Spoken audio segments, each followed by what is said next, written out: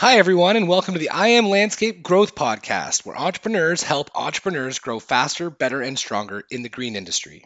From leadership to sales to recruiting and operational excellence, we cover the topics holding entrepreneurs back and share how to get past those bottlenecks with the best in the industry. I'm your host, Rob Murray, co founder and CEO of Intrigue, a digital marketing company focused on helping landscape companies grow. So sit back and enjoy the show.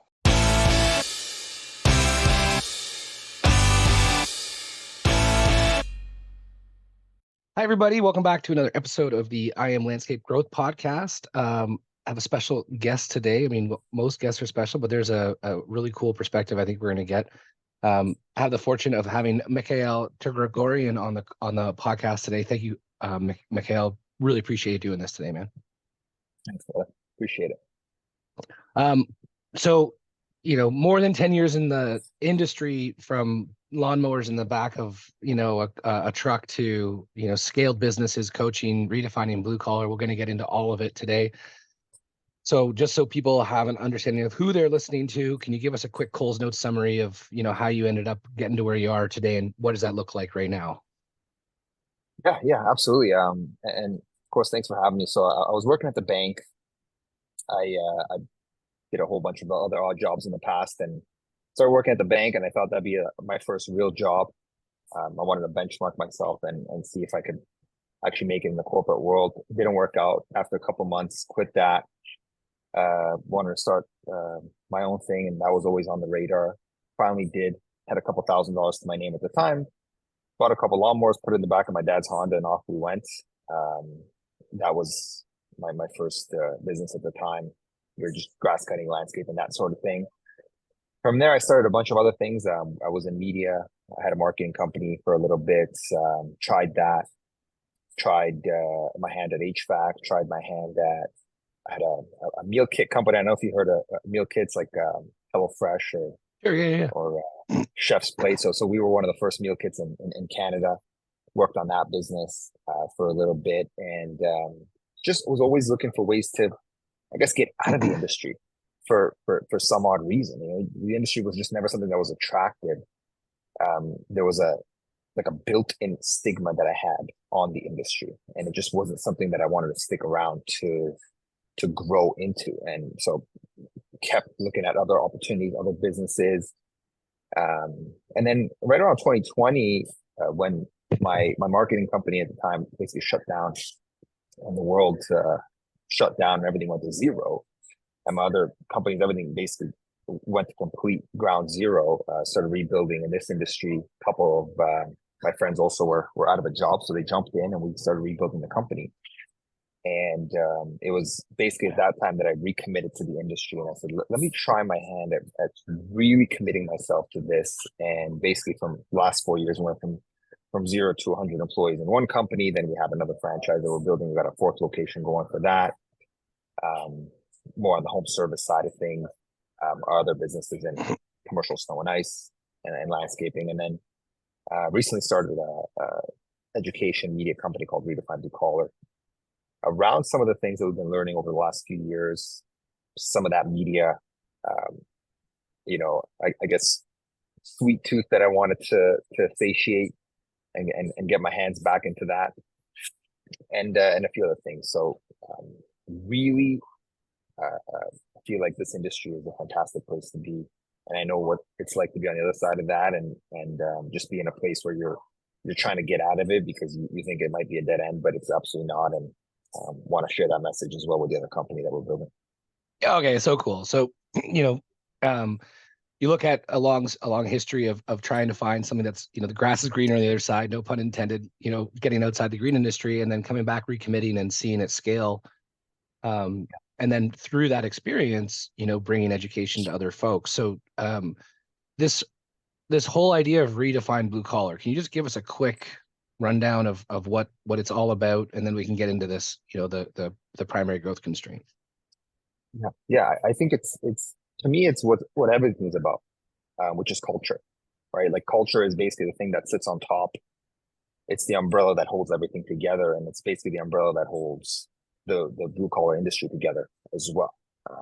And there's a certain pace, there's a certain feel to the industry, a certain culture within the industry. And redefine blue collar is a paradigm shift into a new way of thinking, a new way of approaching the industry, a new way of building companies in the industry, a new way of being a team member, a leader in the industry, and helping break some of that stigma, which is naturally going to break when you introduce a lot of new people into a space, into a culture. And now we have the great shift where you have exponentially more younger people that are entering the industry, but then even a greater number that are leaving the industry. And so now you have this massive shift where the old guard is retiring and they're on their way out, but there isn't necessarily a set culture for the guys that are coming in.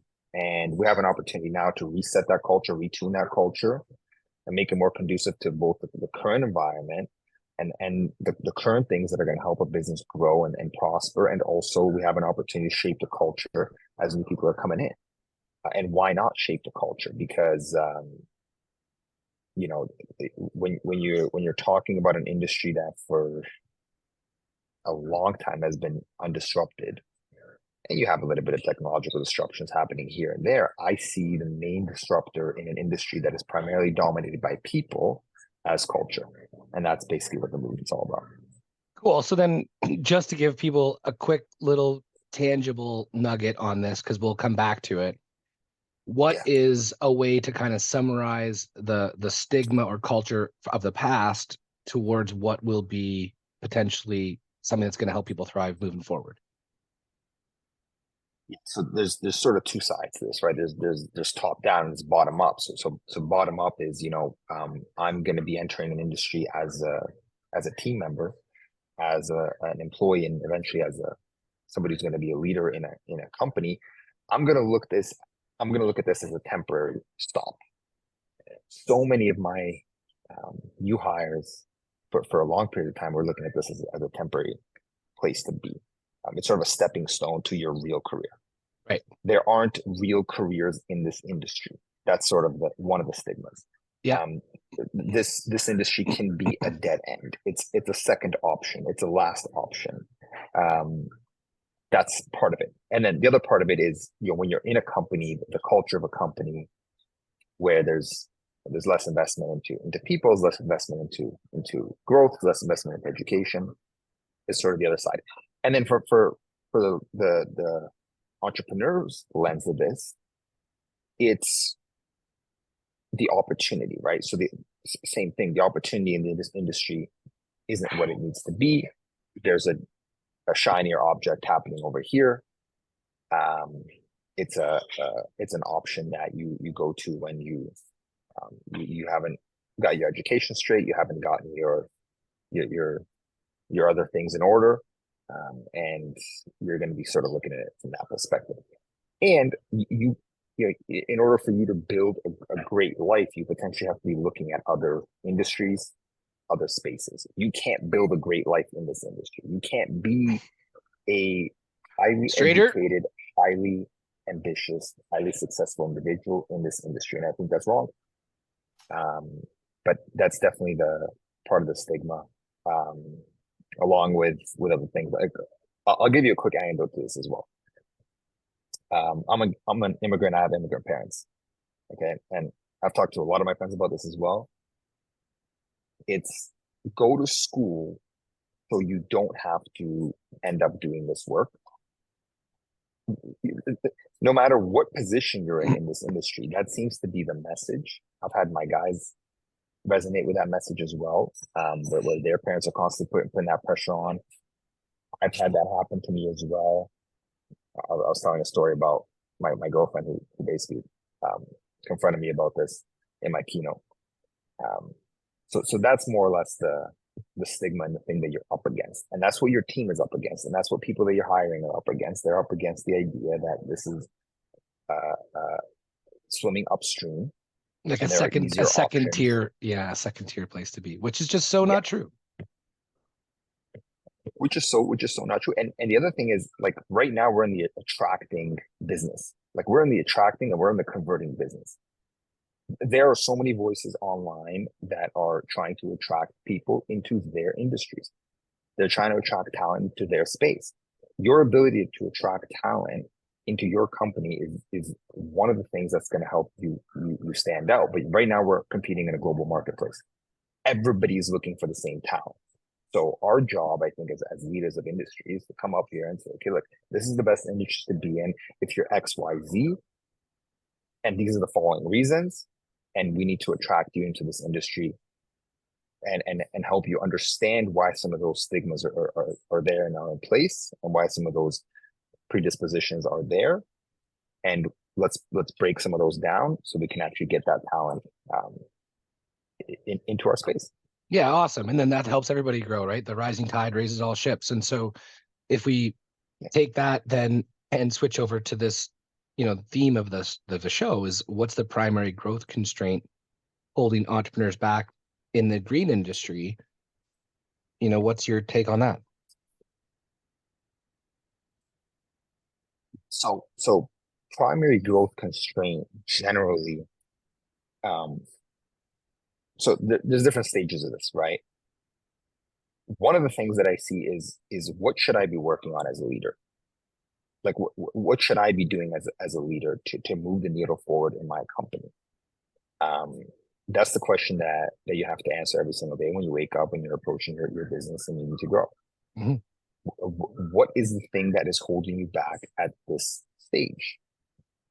And traditionally, when you're talking about specifically an industry that is focused on people, people are going to be the number one area that you want to invest your time, energy, and effort into. But who is investing that time, energy, and effort is generally the leadership. So to me, the first thing would be to start working on the leadership development in your company, even having a personal development or a leadership development program in your business. And right now, if you're just one person or 3 people or 10 people, that leadership development is you are the leader that needs to develop. Then as you start to develop, you can start passing on some of those things to your team, and then have your primary focus be developing your team. Then from there, that team, as it starts to develop, will form a culture. And then you have to be the culture engineer of your company and set up a culture that's going to be conducive to those people going out there and growing your business. I always say that leaders shape culture shapes people, and people build companies in a people-centered industry like the one that we have. Sure. Yeah, no, it's so cool. I'm sitting here right now, right? Like I'm sitting here, my people are building our company based on a vision that we have and based on a culture that we have. My primary job is to figure out, how do I shape that culture that will then shape those people, and then the people can go out there and build the companies. Yeah, I love whatever it is you're working on. So, I mean, just to kind of synthesize that, it's really about growing yourself so that you can grow people, because you can't take someone somewhere you've never been. Yeah, you can't fill from an empty cup either. Mm. So it's funny too, because then you'll have your work in the beginning, like you're doing everything, and then you're doing a part of the work. But then as you start to get deeper in your work and you start doing your personal tasks, somebody from your team comes up and they need something. 1, 2, 3, 4, 10, 15, 20 people. And all of a sudden, if you have a large team, everybody needs something. You have 2 options. You remove yourself as the bottleneck from a lot of those decisions and a lot of the things that are needed. Fine.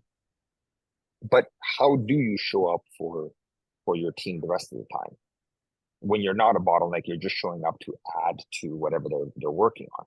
Well, you need to be in a position where you are constantly taking in throughout your day, whether it's physically, whether it's mentally, whether it's spiritually, whether it's listening to podcasts, reading books, going to courses, going to seminars, developing yourself, talking to industry leaders. You're constantly taking in, and then you're in a state where at any point in time you can give to your team without you being so deep into this one little task that you're trying to push through. Instead, you can kind of zoom out and be the architect. And it takes a long time to, I think, get to that point. So there's a whole bunch of steps before. And like, this isn't today you need to start doing this. And today you need to just zoom out and be an architect.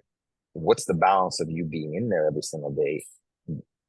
And over time, scaling that back to where you can constantly just zoom out, and help everybody else see the direction that they need to go. Yeah, it's good. It's great, man. So, if you got somebody listening to this, let's say they're between 500,000 and $1 million in revenue. They've got a team, maybe a crew or two.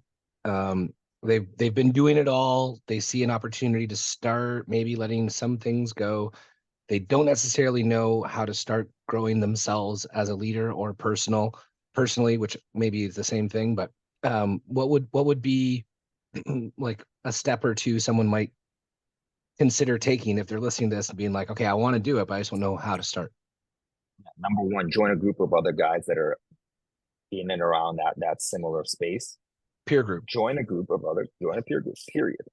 That should be the number one thing that you're doing. Get around, because anything else that comes out of my mouth is potentially a next solution to a next problem.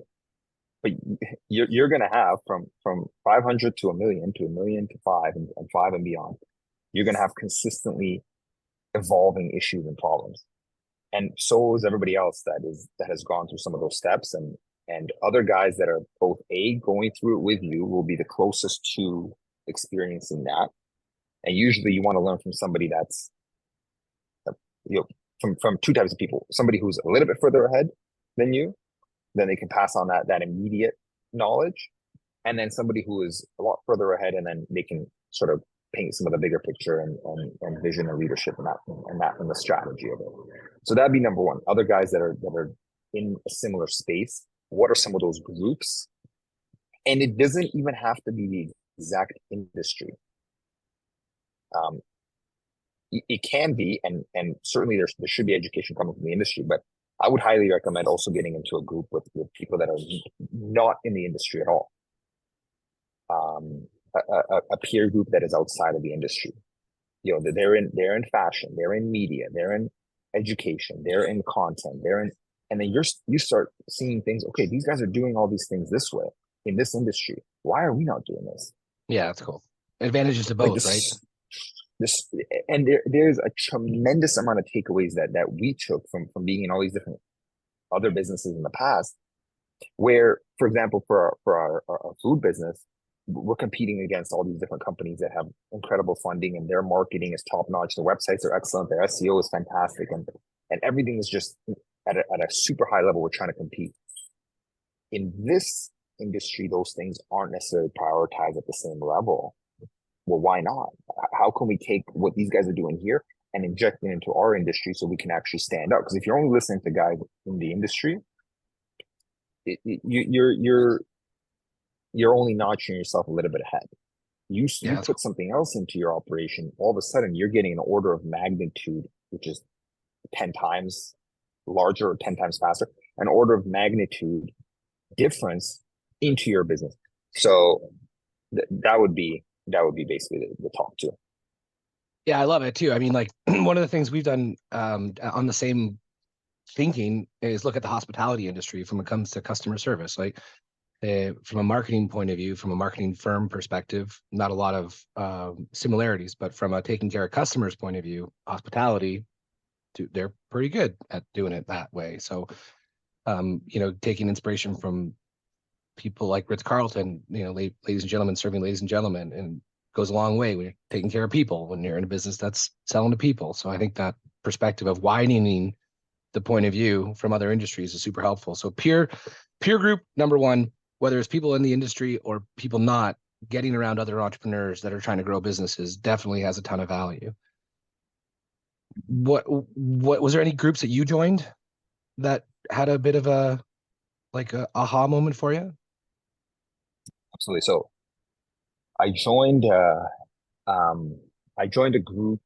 This was probably around 2020. This is one of the first groups that I joined. It was called CLM. It's called the Conscious Leadership Mastermind, and it was all around the idea of conscious leadership. And in this group were people from every industry you could possibly imagine. There's a group of 33.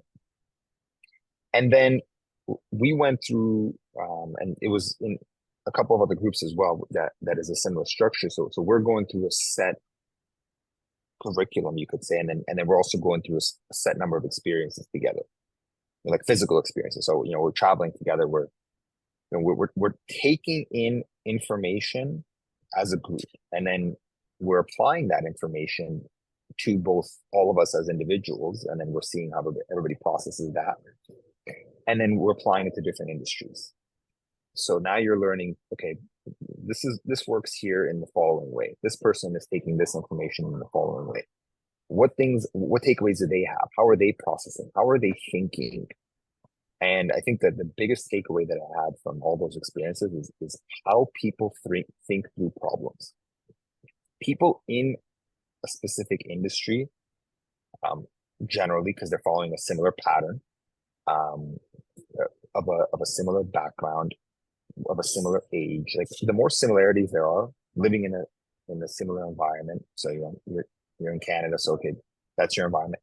The more of those similarities come together, the more people are thinking in a more linear fashion within that channel. Sure. These types of opportunities are a way to zoom out and basically cover. It's like a mountain when you're skiing, right? Like you have all these different channels, and you constantly are going down the same path every day, and all of a sudden you're so deep into that path that you're going, the routine, that you can't see anything around you. Like there is no, you could pivot a little bit, but you're not going in a totally new direction because your way of thinking is the same. This is a way to zoom out and completely have a blank landscape and see how other people are processing issues, and going through case studies and seeing how they think. And I think that's incredibly beneficial. Yeah, I mean, and was it Dan Sullivan, 10x easier than 2x? So like, Sorry, you just cut out. No, it's okay. I was 10x is easier than 2x. Yeah, so like, because you can't 10x doing what you're doing. You can't just work harder and add a ton of people. I mean, you can, but it's not going to happen quickly.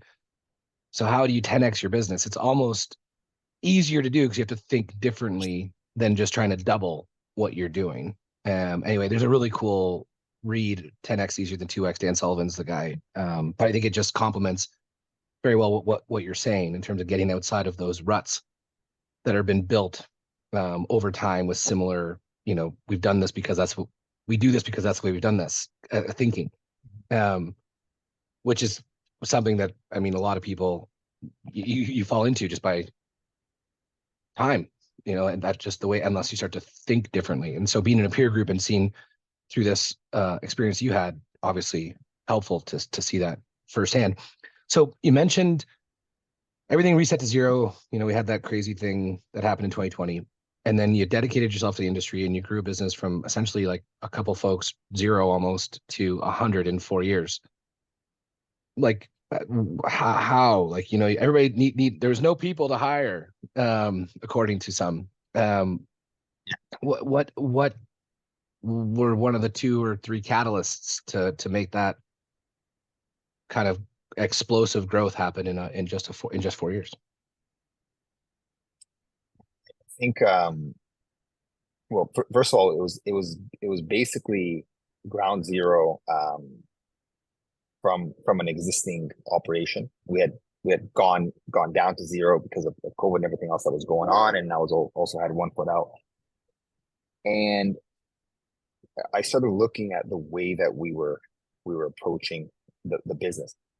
At that time, the way that we were approaching it was everything was focused on profit, and everything was focused primarily on profit for this specific job, this specific project. We need to maximize the profit for this job. And it was at that sort of micro level. So I started zooming out as much as we possibly could. And it was a great time to take some inventory and zoom out to a level of, okay, what are we actually building? Why are we building it? And why would somebody else get excited about building this thing? Because in a zoomed in state, every single one of our team members at the time, they're saying, okay, what's my job here? I'm going to go out and do this, perform this work. I'm going to go cut this lawn. I'm going to mulch this bed. I'm going to create this patio. Is that in itself exciting? Is that in itself something that, when we're looking at it from a zoomed in state, is that something that somebody wants to just continue doing day in, day in, day in, day out? Well, potentially yes, if it's building up to a larger project and it's part of a larger company that has a bigger mission than themselves. So started really looking at being intentional about the culture that we set, the mission that we have, and the values that we put in place. In the past, this was something that, okay, I'm going to do over a weekend. I'm going to create our mission statement, our values, and our culture. They're not really important. I should be spending time on the job. I should be spending time trying to maximize these projects, trying to sell more, trying to do more. And that didn't work. I think when we talk about mission, it can't just be something that you write down in a weekend. Like, it has to really, really, really matter. And you have to spend a tremendous amount of time on it. Your culture, it is something you need to work on every single day. And those culture, mission, and values literally became the top three things that I'm working on every single day. Every day I wake up, I'm working on those three things. How can I retune this to make the most compelling reason why every single person is in the building, have a culture that is engaging, and create a set of values that we are consistently reevaluating and consistently hiring based on, firing based on, acting on every single day. So that was sort of the first step. And then we started growing. So I think when you start with growth and you start with that momentum, a lot of times it's going to be you as the leader who's going to have to get that boulder moving up the hill. Like, you're going to have to put that extra effort to get that momentum started. And then you paint that picture of where that boulder's going next, right? Every single day, painting that picture for the team, painting the picture of the future truth that they want to be a part of. So we started really focusing on hiring people that wanted to grow, young guys that didn't necessarily have a lot of experience in the industry, but wanted to be part of something. And I spent the majority of my time helping these guys grow, helping them paint a picture of a future truth that they wanted to also experience, and creating a compelling company culture that we didn't see exist anywhere else. We also started investing a lot in media. Having our media and our marketing be at a level that was far beyond anybody else that we saw in the industry, because we were seeing that was a big gap as well.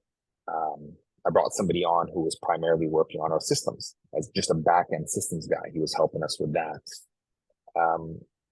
Those are some of the initial early catalysts. But the main thing that was different and that happened over the last 3-4 years is we had a bunch of guys in the building who, from the day that they were hired, were communicated the exact vision, not just for the company, but for themselves. We would have retreats, and we still have retreats that we host at least once a year with our full leadership team, where we talk about their goals, their personal goals that they want to achieve, and how can the company be a catalyst for those things happening. And you walk into our building and you see guys there till 8 o'clock, 9 o'clock, 10 o'clock at night, working 5, 6, 7 days a week. Nobody is looking at the clock. Nobody is trying to cut corners. Everybody is motivated, dedicated, and guys are working their butts off. Young guys like this new Gen Z talent. We have a super young team, and they're freaking ready to go. Because from my perspective, I'm saying, guys, this thing isn't about me. It's not about the company. It's not about any of this stuff. It's about this mission. It's us versus them.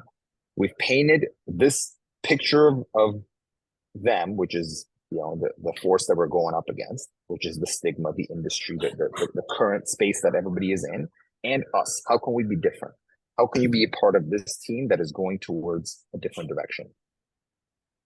I say all this knowing that if you are starting out, or if you have 5 employees or 10 employees, what I'm saying doesn't sound like it's important.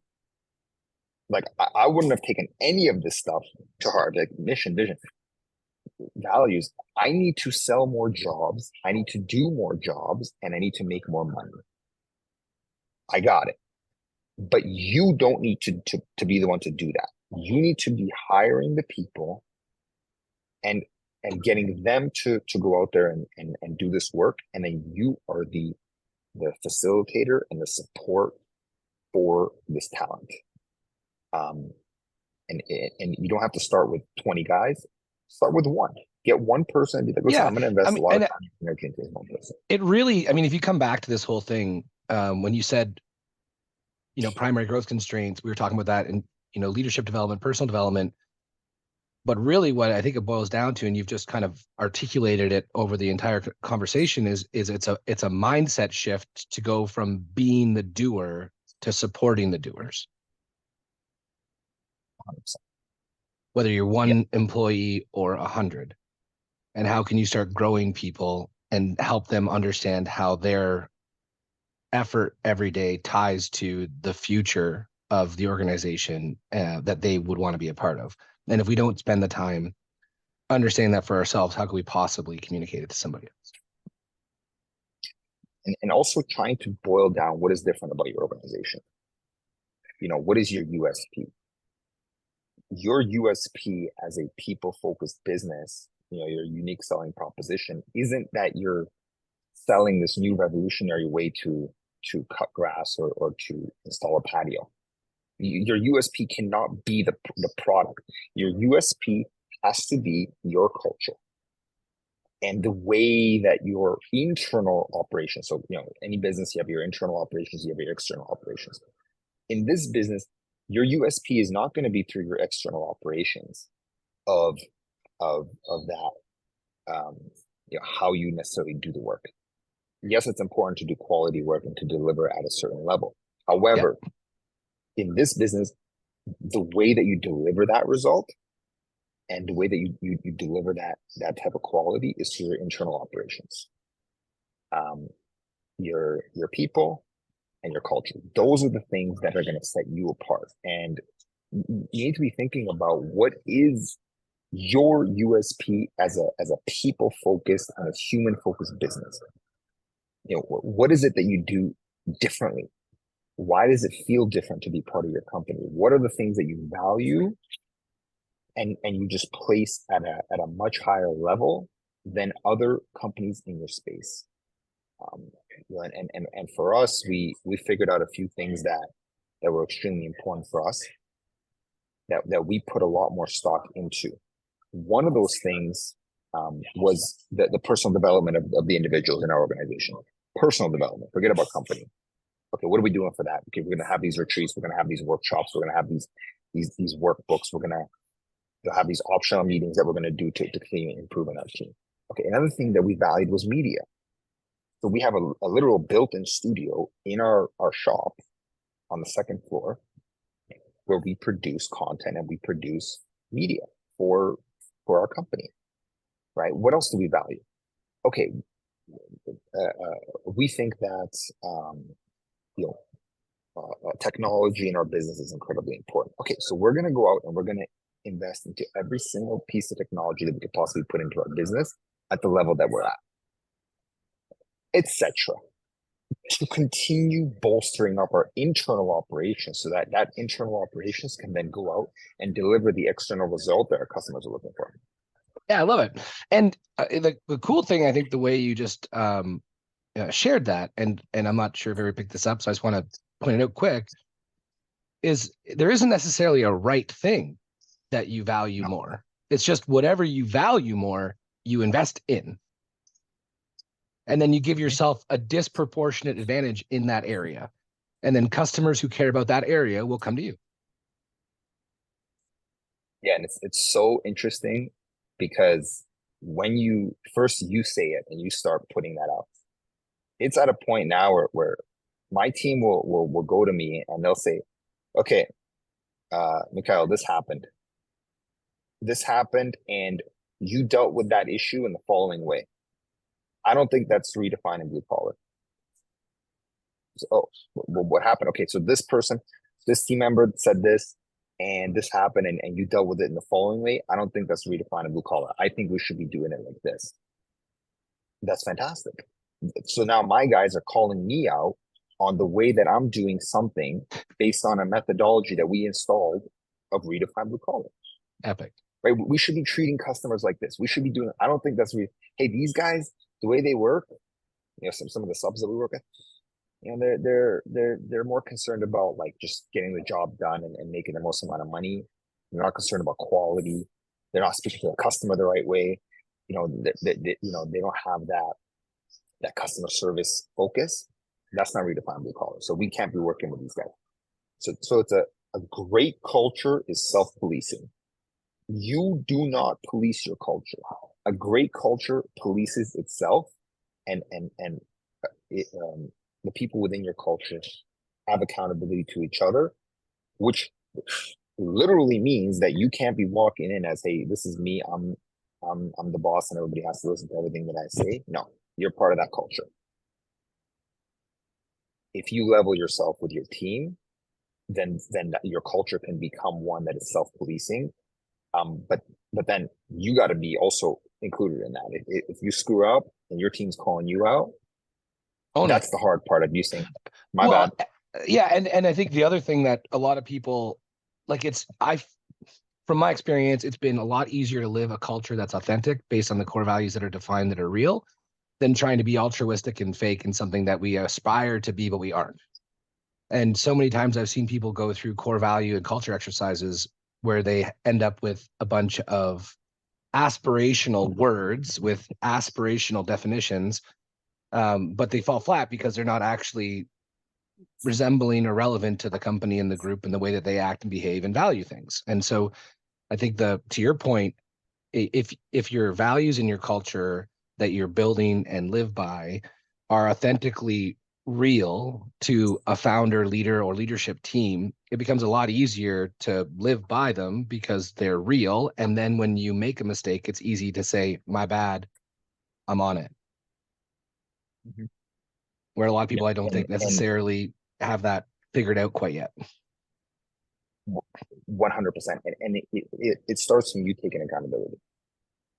And from you making the decisions that you set forth that the team is going to live by, right? So if our mission is to continue growing the company and we're right now we're growth focused, we're not taking profits off the table, I can't be buying a new lake house, right? Like there's certain things that you're going to have to say no to as a leader, based on the stage that you're in. And I'm not saying that you don't reward yourself, you don't take certain chips off the table. But if right now, I look at this as like, I say this to my team all the time. It's like, okay, we're growing, guys. So we're on the 4th floor right now. Okay, we can stay on the 4th floor and we can start building out the offices, and we could have an amazing environment on the 4th floor. But if we want to get to the 7th floor, like we can't be investing into this floor that much. Like we have to continue moving up. What floor are you guys comfortable being on? Like if you guys are comfortable staying on this floor, I'm not going to drag you guys to the 7th. Okay, you guys want to keep growing? Okay, here's what it's going to mean. This, if we want to keep growing.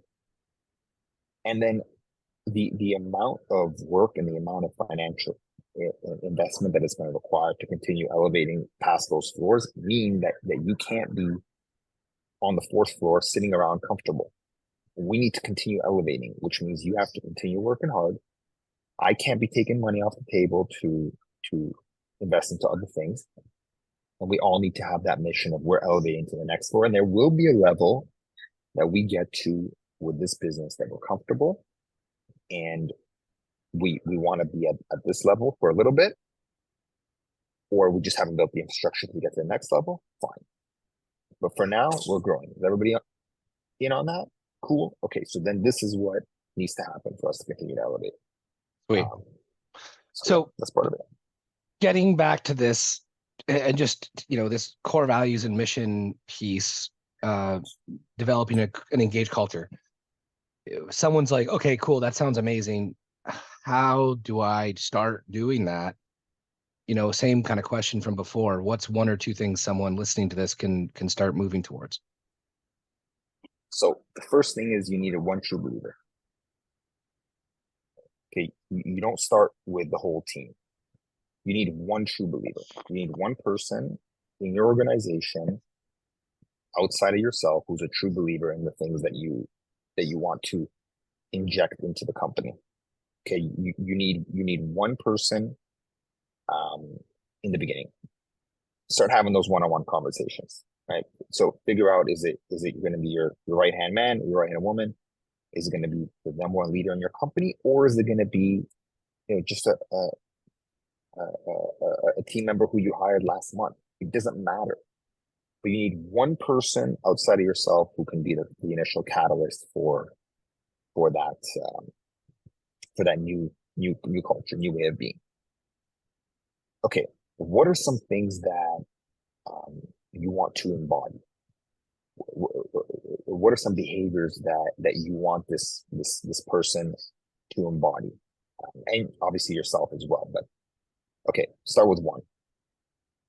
These are the 3-4 behaviors. Okay, great. What needs to happen for those behaviors to not only exist in that person, but then also to permeate within the rest of the organization? Okay, so this person should be enthusiastic. They need to be, extremely selfless. Because those are things that I value. They need to be a creative thinker. And they need to be extremely like out of the box, right? They need to be a free thinker. They need to be somebody who's thinking outside the box, who is extremely creative, etc. Okay, fantastic. Those are the things that I value. Here are some things that I'm seeing in one individual in my organization. They believe that those things are extremely important. Now we start developing, what is that decision-making framework that is going to help the rest of the organization get there? Okay, so let's say our one big initiative for now for our culture is we need to go from like linear thinkers to big thinkers. Like we need to have a culture of people who think outside the box. Okay, fantastic. What are things that I can do to get my team to start thinking outside the box more? I'll talk about this in our meetings. I'll talk about this when we're doing our reviews, like our performance reviews. I'll start talking about this, to potentially to customers. I'll start putting it on print that we hand out to our team. We start identifying, like self-identifying ourselves as a company of creative thinkers, a company of new thinkers. We're a group of innovators who think different. Okay, so now we've developed the idea through one person. We've identified what a couple of those qualities are, and we've self-identified ourselves with those qualities. Now, and this is the hard step, okay, who in the group has those qualities already? Okay, these 5 people. Who doesn't? Okay, let me start working with these guys and talking to them about, hey, we want to really start working towards this culture of new thinking. I want to bring more of this new thinking into our group, into our culture. I've noticed that you're constantly shutting down other guys when they're bringing up new ideas in a meeting, right? I'm noticing that you're constantly moving away from this direction. Start working with some of your guys one-on-one. Eventually, there will be people that you need to cut out of your culture who do not embody some of the things that you value. But it is a process of first having those conversations with one person, then a small group, then the whole team, and allowing enough time from when you identify, establish, and clearly define. So identify, establish, and clearly define the things that you expect in your culture to the point in time when you're going to be then the 4th step, which is evaluating which members of your team have that. And then the 5th step is you work on developing those things within your team. And of course, if you go past the 5th step and you aren't able to develop it in certain team members, then you need to move on and hire based on your new predefined set of nicely said. Extremely clear. Now, one thing that some people are going to latch on to is that this weekend they're going to go identify what their value system looks like. Then they're going to communicate it and say that they've established it on Tuesday. And then on Friday, when somebody isn't thinking the way they want them to think, they're going to be like, oh, they don't fit. So when it comes to timelines, can you just give a little bit of an idea to folks about, like, this might take X months or whatever to permeate through a group of individuals who have just heard an idea for the first time? Yeah. Yeah. It's going to take about a month for you to, it's going to take about a month for you to, so, okay, let me say it like this. The first list that you establish, like those first few values that you establish are probably not going to be the ones that you're sticking with for the long term. We still evolve our list, but the first thing that you come up with is probably not going to be it either. So take it with that grain of salt, right? And give the rest of your team some grace. Okay, you don't want to be the guy who's like, you know, you go to a conference or you listen to a podcast, and then all of a sudden you're going to your team, and you're like, listen, everything is now different. You know, burn the whole place down. So you want to you want to ease into it, and I've been guilty of this as well. We all are, dude. It's So all good. it's, you know, and they don't know because they didn't go through that experience with you, right? Or they didn't go through this exercise with you. So you establish your first list. You do it. It has to come from you. Give about 30 days just to even like introduce this to your team, let alone start evaluating people on it. Just to even get your team to understand this stuff. You know, if it's a month, you're going to probably mention it in 4 meetings. So you do your weekly meeting, you mention it 4 times, and maybe you do a printout, or you try to communicate it visually in a different way. Great, that's nothing. Give them, then chat with your team about some of those values. Okay, are you guys starting to understand this? Are these things that are aligned? Okay, get some feedback. It's going to take you 3 to 6 months just to even get that initial list down to something that actually resonates not just with you, but with the rest of your team. Perfect. So I would say in the first year of doing this, you're going to get your version 1 of your set of values and your ideals. I wouldn't fire anybody within the first year based on what you established. However, by the end of that year, if you've done this correctly, it will be glaringly obvious who those people are that you need to now move away from. Because now you've allowed 3 to 6 months for them to get it, then another 3 months essentially to help them do it, and then another 3 months of you trying to help them change their behavior. Now you can start moving off. After you've done the first version of this, you got to sit down with your team and say, okay, guys, this is my list of 6. You got to do this exercise with your team. So you do it yearly. Like every single year, we sit down with our team, not in the office, in a totally different environment. So this year we were in a cottage in Mont Tremblant. We were there for 4 or 5 days. After the entire experience, we sit down, we look at our values, we look at our culture word or our culture statement. We rewrite it. Maybe we add some things, maybe we subtract some things, etc. Okay, and then we all sign it, and we all date it, and we say, hey, this happened on this day. This is our values. This is our ideas. Those things on a piece of paper mean nothing. On the wall in your office, it means nothing. It's every day your actions, right? If your value is to be a new thinker, and you in your company are consistently shutting down ideas, you can have that written on 100 things. That's not the way that you're behaving. That's not the way that you're hiring. And if you hire somebody with 30 years of industry experience who doesn't want to change anything, it means you're not a company of new ideas. Yeah, by definition. So by definition, yeah, there's very few people that articulate some of the hows in building culture. So I really appreciate you sharing that with this group, because a lot of people speak about it, but they don't necessarily talk about like how you actually make it work. And everybody, if you can just remember, he said a year of doing this type of intentional work before you start actually making decisions around people. So one last one before I let you go. An author, resource, speaker, somebody that you've drawn from, who would you think people should check out? lot. I lots know, of but a couple that come to mind. Like, what do you think? One or two that. couple. So leadership. Patrick Bet David, great, great speaker, great leader, great motivator. They do a conference every single year. It's called the Vault.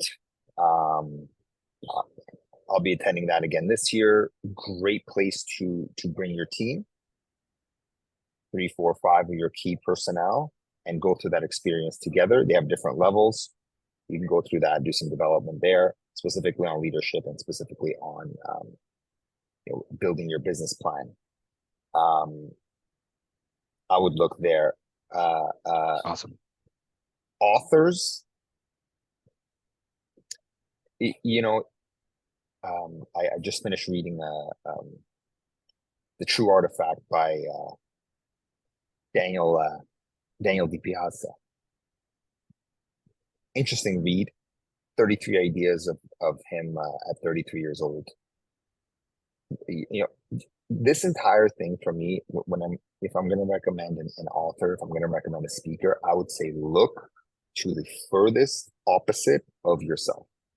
Look to the furthest opposite of your industry. Right? Daniel writes about psychedelics and mind-bending transfusion.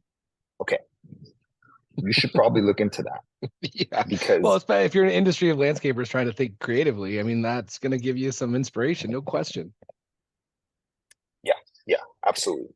Okay, and if people look to other industries, and if people want to look inside their industry and look to you, how do they get in touch with Mikayel? Just Mikayel.com and redefinebluecollar.com are the two best places. We have an event coming up in January. It's our leadership retreat. And then I also run a mastermind group as well for any leaders in the industry that want to continue growing and developing themselves, and then they can pass that knowledge on to their team. That's a great place to start, and also maybe a great place to see, kind of how we do it. Like, I'm in a bunch of masterminds as well myself. I'm seeing how are these guys doing this thing, and how are they running their groups? How are they running their personal development workshops? So that'd be the best place to get a hold of me and to start. Awesome, man. Well, again, thank you for doing this. I really appreciate the time. Thank you so much, man. Appreciate it. And thanks again for everybody listening. We'll see you on the next episode of the I Am Landscape Growth podcast.